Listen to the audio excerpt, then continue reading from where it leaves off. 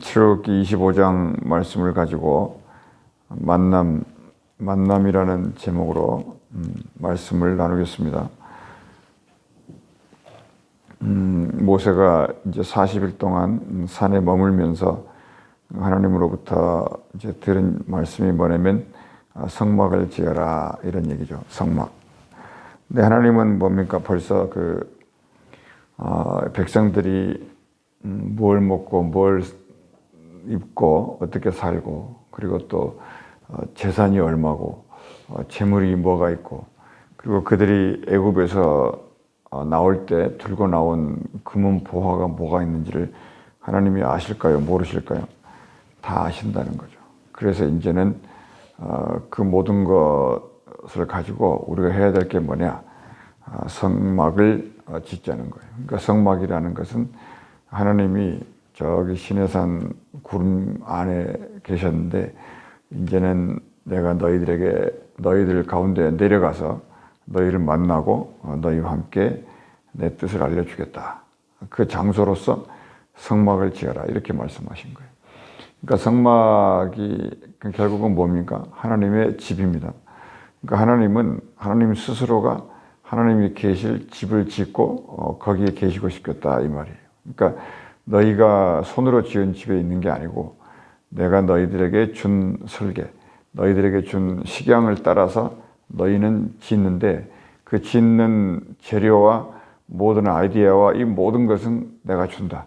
그러니까 너희는 그 식양과 디자인과 블루프린트를 따라서 내 집을 지어라. 그 식양을 따라서 지을 때 그것도 순종을 통해서 지어진 거잖아요. 그러니까 거기에 내가 프레센스, 임재하겠다. 그러면 거기에 모세와 아론이 때로는 모세가 들어오고 때로는 모세와 아론이 들어와서 나하고 얘기하고 하나님의 뜻을 백성들에게 알려라. 이제 그런 식으로 되어 있는데 우리가 뭔가를 사람을 만날 때도 준비를 해야 되잖아요. 하나님의 뜻이 이거기 때문에 그 뜻을 따라서 하나하나 정확하게 이렇게 지어야 돼요. 근데 여기에 나와 있는 이제 보물이나 이런 모든 것들이 하나님이 다 주신 거고 이제 그걸 갖고 우리 한번 성막을 짓자 이렇게 얘기하는 거예요. 물론 이스라엘 백성은 애굽에서 나올 때부터 그들이 군대였잖아요. 그러니까 어떤 군대냐? 군대는 행군하는 거 아닙니까? 행진하는데 가나안 땅으로 이렇게 행진해 가는 군인이다. 그러니까 성막을 이렇게 딱 지어놓고 그리고 이제 이스라엘 백성들을 동서남북으로 나누어서 이렇게 3, 4, 12 지파 셋을 동서남북 이렇게 했다는 거죠. 맨 앞에 이제 유다 지파를 이제 내세웠다. 이런 식으로 되어 있는데 우리가 1절 말씀을 2절 말씀에 보면은 이스라엘 자손에게 명령해라. 내게 예물을 가져오라 하고 기쁜 마음으로 내는 자가 내게 바치는 모든 것을 너희는 뭐하라 할 거다 받을지니라. 그러니까 기쁜 마음으로 내는 것을 받아라 이렇게 명령했어요. 그러니까 안 기쁜 마음으로 내는 사람은 받지 말라 이런 뜻이죠. 그러니까 당연한 얘기다 한 얘기입니다. 아무튼 이 사람의 마음이 이 밖으로 이렇게 드러나는 방식은 이 안과 밖이 이렇게 다른 사람이 있고 안과 밖이 같은 사람이 있잖아요. 근데 중요한 것은 어쨌든 사람의 그 속 사정이 중요하다는 거예요. 그러니까 무슨 얘기입니까? 우리가 알고 있다시피 성경이 뭘 말하냐면 중요한 거는 속 사람을 생각하는 건데, 그러니까 다른 말로 하면 너희의 주인이 누구냐? 너희의 주인이 너냐? 하나님이냐? 이런 얘기잖아요. 그러니까 하나님이 주인이면은 안과 밖이 같을 것이고 사람이 주인이면은 안과 밖이 다를 거다. 지금 그런 얘기를 하는 겁니다. 그래서 이제 성도는 관계를 통해서 이 안을 볼 수 있어야 되잖아요. 그래서 이제 안을 보려면 어떻게 하냐면 이렇게 말을 섞어보면 알아요. 그렇죠. 입에서 이렇게 입술의 열매가 나오는지, 하나님의 말씀이 나오는지, 하나님의 덕을 세우는 말이 나오는지, 은혜로운 말이 나오는지, 좋은 열매를 맺는 말이 나오는지 이렇게 얘기를 해보면 아는 거죠. 그러니까 이게 본질상 연약한 존재들이기 때문에 늘 자기 중심의 얘기가 많이 나오고 또 자기의 감정과 자기의 생각에 의해서 말이 많이 나가잖아요. 근데 그런 것이 안과 밖이 다른 거고 하나님의 기쁨의 말, 감사의 말, 좋은 말을 하면서 사는 게 맞다. 그리고 이제 또 평소에는 모르는데 이게 갈등 국면에 만나게 되면 이제 안과 밖을 알게 되는 거죠. 그리고 세 번째는 이 열매를 보아서 알 수 있다. 주님이 그렇게 말씀했잖아요. 근데 좋은 열매가 이 입술에 할례를 받고 그 입술을 통해서 하나님으로부터 훈련된 입술을 통해서 나오는 입술의 열매, 찬양 이와 같은 것을 통해서 이 안과 밖을 우리가 볼 수 있다. 그래서 오늘 그러니까 중요한 것은 뭐냐면 우리가 대체적으로 안과 밖이 같은 경우가 별로 없잖아요. 그래서 하나님이 왜 그러냐 그거를 생각해 볼 때 그게 바로 그 속죄, 죄라고 하는 것이라는 거예요. 그러니까 거기 20절 말씀에 보니까 그룹들은 그 날개를 높이 펴서 그 날개로 속죄소를 덮으며 이랬잖아요. 그러니까 여기는 지금 지성소에 대한 얘기인데 첫 번째 속죄소를 이제 덮어라 그리고 얼굴을 보자 이렇게 나온 겁니다. 그러니까 뭐냐면 하나님과 우리를 만날 수가 없어요. 영광의 얼굴을. 그래서 일단 덮어라. 그러니까 나도 죄인이고 너도 죄인이니까 뭘 이렇게 자꾸 이렇게 들춰내지 말고 일단 덮어라. 이게 속죄소입니다. 그러니까 속죄소를 덮고 그리고 너하고 나하고 얘기하자. 이게 이제 하나님의 그 만남의 조건이에요. 그러니까 이것도 내가 하겠다. 내가 일단 덮는다. 일단 덮고 얘기하는 거다. 그 덮음이 속죄한다 이런 뜻입니다. 그러니까 예수님의 피로 모든 걸 일단 덮어. 일단 덮고 그리고 예수를 보고 그 피를 보고 너희와 나하고 대화하는 거다. 이게 이제 속죄소에 대한 얘기. 그러니까 이게 안과 밖이 틀린 사람들이 99.99%잖아요. 우리도 그렇고. 그러니까 일단 무슨 연습부터 해야 되냐면 덮는 연습을 하는 거다. 그리고 우리도 하나님으로부터 덮음을 받았으니까 덮는 연습. 이런 얘기, 이것이 믿는 사람들의 가치다. 그런 사람들이 이제 좋은 사람이고, 용서받은 사람이고, 그런 사람들이 기도하는 사람이다. 첫 번째 그런 겁니다. 그래서, 하나님을 만나게 하기 위해서, 또 말씀드리는 것은 하나님이 모든 걸 다 알고 계신다는 거예요. 그러니까, 하나님이 필요한 성막도 백성들로부터 이제 너희가 기쁨으로 가져와라. 그러면 성막은 된다. 그런 거죠. 뭐 억지로 그런 거 아니니까. 첫째로 이제 만남에 대한 조건이 예물이다. 예물을 가져와라. 아포링 문제인데 첫 번째로 예물이라는 게 잊지 말아야 될 것은 반세겔. 그러니까 오늘날로 말하면 1달러짜리라 그럴까? 아니면 쿼러 하나일 수도 있어요. 그러니까 하여튼 모든 사람들이 하나님 앞에 예물을 드려야 되는데 이 예물의 가장 기준, 기본은 반세겔이다. 그러니까 예수님도 물고기를 낚아가지고 한 세겔이 올라왔는데 이제 반세겔씩 드렸다는 거 아닙니까? 그러니까 무조건 중요한 정신은 뭐냐면 예물을 성막에 드리는 거다. 그러니까 두 번째는 예물은 예배와 함께 하나님을 만나러 올라갈 때 필수적인 이제 두 가지 조건 중에 하나다. 그것을 잊지 말아야 되고. 그리고 이제 예물이라는 거는 그러니까 우리가 4월이 되면 세금이 마감되잖아요. 세금을 안 낼 수가 없듯이 예물은 하나님께 반드시 드리는 이 세금과 같다. 그러니까 예물은 하나님께 돌려드리는 어떤 행위예요. 그림자적인 행위. 왜냐하면 우리가 주로부터 왔고 주로 말미암고 주께로 돌아가야 되는 것이 대명제인데 주께로 돌아가는 연습을 이렇게 예물을 드리면서 좀 하는 거다. 그리고 이제 예물은 원래가 뭐였냐면 이 사람의 목숨값이었어요. 성경에 따르면 그 내 목숨을 대신해서 그 일부를 드리는 거다. 거기 이제 2절 말씀을 방금 읽었지만은 잘 보면은 이제 이 예배가 신령과 진정으로 드려질 때 받아들여지잖아요. 이제 예수님이 그랬잖아요. 예배는 반드시 드려라. 그와 똑같이 너 몸을 드리라 이 말이에요. 그러니까 예배와 몸, 이게 예배와 예물이 같은 개념으로. 그러니까 제일 중요한 게 물질로 얻을 수 없는 게 뭐예요? 몸이죠, 몸, 사람 몸. 이거를 살 수 없으니까. 그러니까 예물은 아무튼 기쁜 마음으로 즐겁게 뭐라 해야 된다고 그랬어요? 내는 자, 이렇게 말했죠. 내는 자.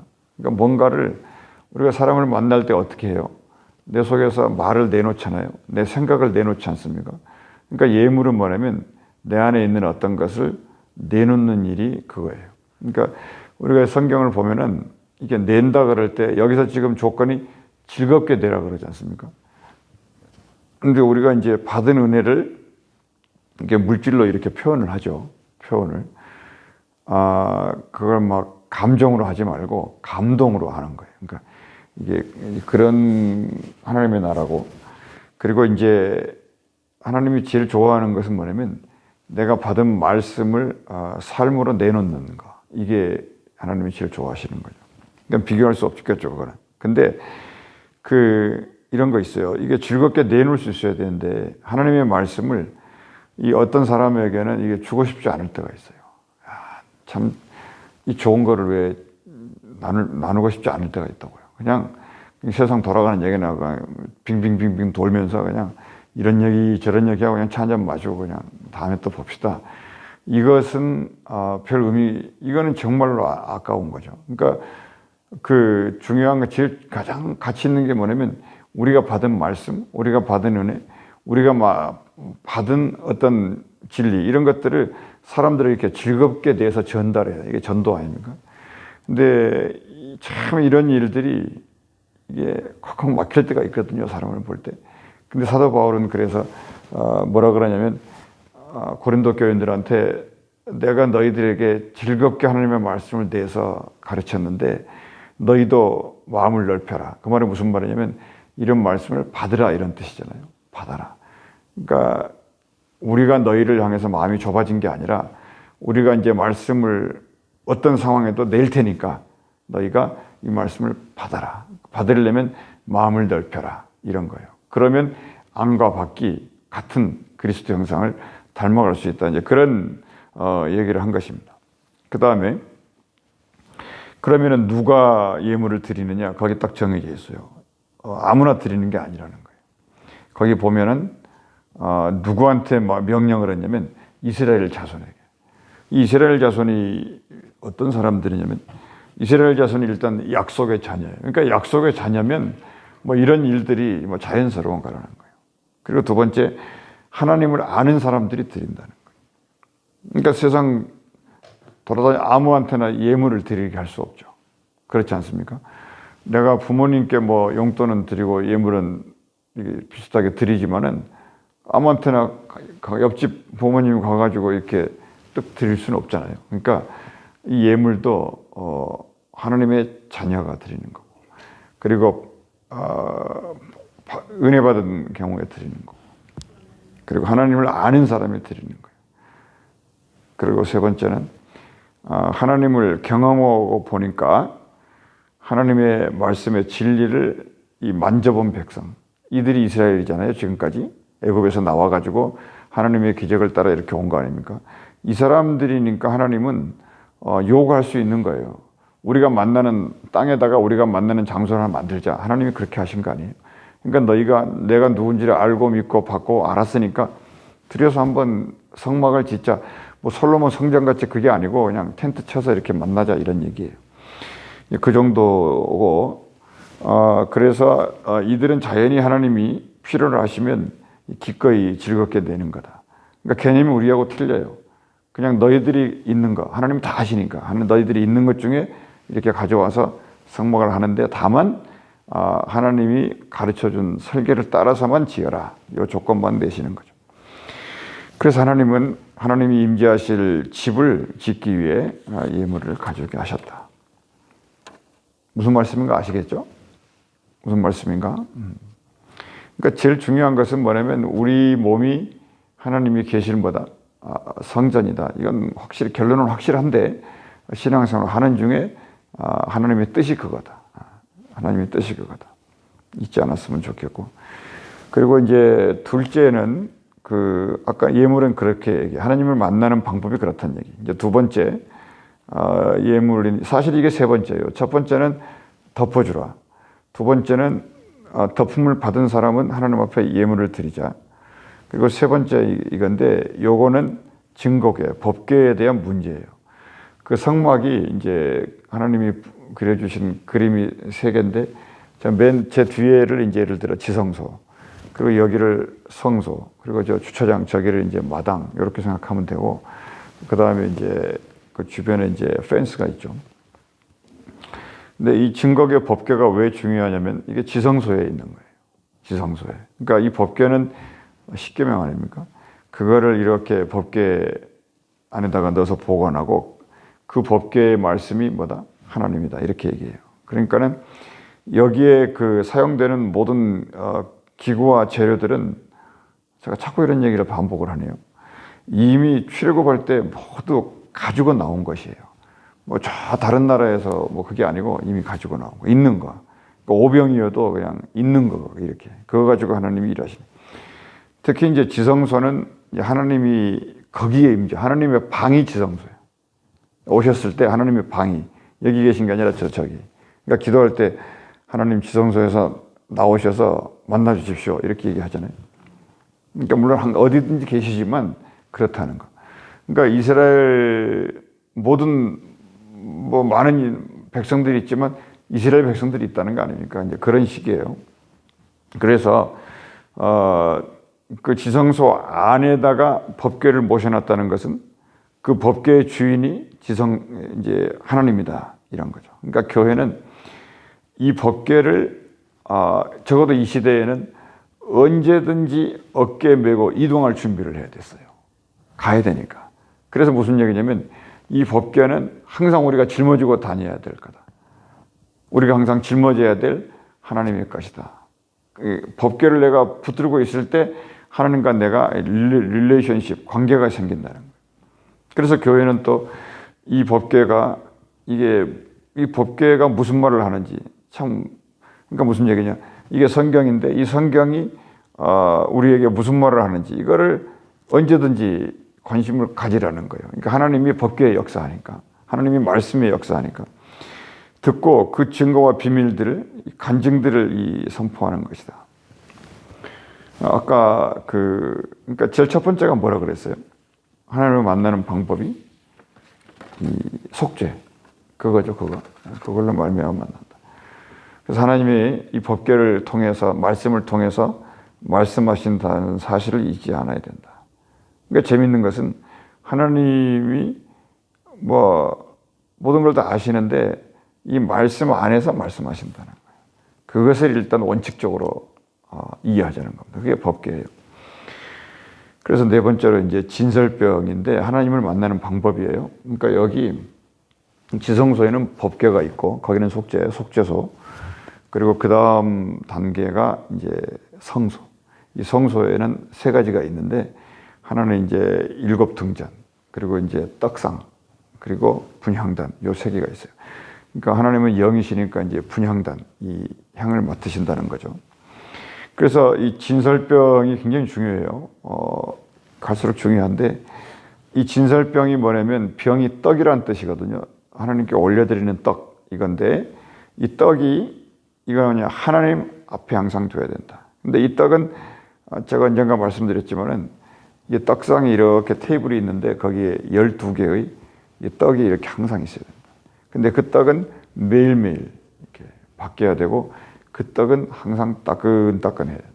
하나님 앞에 참 엎드리면 안 되잖아요. 그러니까 따끈따끈해. 그러니까 우리의 믿음이 항상 이렇게 따끈따끈하고 이렇게 뜨겁게 이렇게 이 열정. 그러니까 세상에 뜨거운 그런 거 말고 하나님의 말씀을 만남을 통해서 내 안에서 일어나는 이걸 열정이라고 그래요. 굉장히 차이가 있죠. 그래서 이게 왕의 식탁에 12개의 떡이 12지파였다. 이제 이런 거죠. 그러니까 이미 이것은 다 해온 거를 이게 상징으로 성막에 보여주는 거예요. 잊지 말으라고. 성전에 딱 들어가면은 12개 이게 성소에 떡이 이렇게 있으니까 저게 우리 이스라엘이구나. 저게 하나님의 자녀인 우리들이구나. 우리는 저 떡을 먹는 백성이다. 이렇게 이제 아주 그냥 이건 좋게 이게 브레인워시가 돼야 돼요. 그러니까 항상 뭐냐면 그 떡이 이 성소에 있어야 된다. 그러니까 11개가 있어도 안 되고 10개가 있어도 안 되고 반드시 12개가 있어요. 예수님도 모든 근거가 12제자고. 그래서 12 곱하기 12, 이제 구약 12, 신약 12, 144. 그래서 계시록에서 문 닫는 거죠. 그러니까 이런 식으로 그 하나님의 보여주신 방법과 식양이 너무너무 정확하죠. 두 번째, 우리가 이 식탁교제라 그러잖아요. 하나님과 밥상 공동체라는 거예요. 하나님하고 12개. 그러니까 참 이게 간단한 문제가 아니에요. 12개가 이게 또 똑같아야 될 거 아닙니까? 그러니까 빵 찍어내듯이 근데 그때 찍어내는 기계도 없었는데 똑같은 사이즈와 크기로 이렇게 하나님 앞에 올려야 되고 참 제사장이 이제 그 일을 했다는 거예요. 그러니까 정말로 이것은 하나님 앞에 두렵고 떨리는 것이고 항상 깨어 있어야 되는 것이고 그 떡을 또 지켜야 되는 것이고요. 진짜 충성을 다했어야 되는 그런 느낌이 오고, 그리고 이제 떡에서 우리가 잊어먹지 말아야 될 것은 이 떡이라는 단어가 레헴, 여기서 왔다는 거예요. 레헴이라는 것은 이제 여성들이 잘 아는 단어인데 이제 긍휼의 자궁이 있다 그러잖아요. 그 레헴이라는 단어. 그래서 이게 떡이 거기서 온 건데 레헴에서 이 진설떡 이것은 그러니까 이게 이 긍휼의 떡이다. 이제 이 떡을 먹어서 긍휼을 배우라는 거예요. 그러니까 하나님의 말씀으로부터. 두 번째 이 떡은 오병이어에서도 알 수 있듯이 이게 생명의 떡이다. 이 12떡이 그거예요. 생명의 떡이에요. 그러니까 예수님이 오병이어의 기적을 행하시고 나서 12광주리에 담죠. 이제 거기서도 이제 또 남은 게 또 있어요. 이제 그거를 지키라는 거죠. 그러니까 온 세상이 그 떡으로 살아야 된다는 거예요. 그러니까 오병이어하고 남은 그 떡을 12광주리에 담아놨는데 온 세상과 인류는 우리가 이해해보는 것은 왜 오늘날 생명 갖고 살 수 있느냐. 그 떡이 그 바울을 통해서 온 이방으로 갔고 그 떡이 다시 믿음으로 유대인에게 오고 그래서 그 떡을 다 같이 먹음으로 한 떡, 한 몸, 한 영. 세례도 하나고 주도 하나고 영도 하나고 마음도 하나고 그러니까 마시고 먹고 전부 그것이 한 하나님을 마시는 것이었다. 그리고 이제 이 떡은 어제 먹었다고는 안 먹은 게 아니죠. 이게 그 이른 떡을 무슨 떡이라고 그래요? 일용할 양식이라는 거예요. 이 떡, 이 진설떡이 그런 게 굉장히 중요한. 그러니까 그런 의미를 전부 담고 하나님이 그 떡을 먹는 사람이 지성소에서 나를 만난다. 그러니까 성소에서는 그거 하는 거다. 떡 먹는 곳이다. 긍휼의 떡 그런 거. 그러니까 이 일용할 양식은 땅에서 이렇게 손으로 만든 그런 떡이 아니라. 이 성소도 손으로 만든 게 아니에요. 사람의 지시를 만든 게 아니에요. 그게 아니라는 걸 말씀드렸죠. 그러니까 이 만나와 메추라기도 전부 위에서 내려오는 거예요. 그러므로 주님이 일용할 양식을 주옵시고 기도를 가르쳤는데 그 일용할이 당연한 얘기다. 그것은 위로부터 오는 양식이지 땅에 있는 게 아니다. 그러니까 아무 데나 있는 게 아니라는 거예요. 하나님 입에서 나오는 이거다. 그래서 이제 이것을 예수님이 마지막까지 이 진설병에 대한 떡에 대한 얘기를 강조하시면서 12제자를 불러 모아놓고 이제 마지막 이제 성찬식을 하면서 떡을 딱 주죠. 그러니까 이게 예수님이 무슨 말씀인가 아시겠죠? 참. 그리고 이제 이 떡을 마지막으로 하나 더 생각해 볼 것은 이것은 전투 식량이에요. 이 군인들이 이게 전쟁을 치를 때 요만한 팩에다가 식량을 싸가지고 다니며 전쟁을 하거든요. 그러니까 이 떡은 여기서 먹었느냐? 그래. 들고 나가라는 거예요. 말씀을 들었으면 그 떡이 너희들이 세상에 나가서 싸우고 전쟁할 때 먹어야 될 양식이다. 그 양식을 가지고 이게 싸우는 너희는 하나님의 군대다. 지금 이런 얘기잖아요. 그러니까 안에서 하나님의 따끈따끈한 떡 이거 매일매일 나가는 떡을 듣고 먹고 마시고 이 떡을 가지고 세상에서 이 전쟁에서 승리할 수 있는 그런 전투에 강한 그런 전투인데 그 전투는 누가 하느냐? 너희가 먹은 그 말씀의 떡이 너희들에게 전쟁터에서 전쟁할 양식과 방식을 가르쳐 준다는 거예요.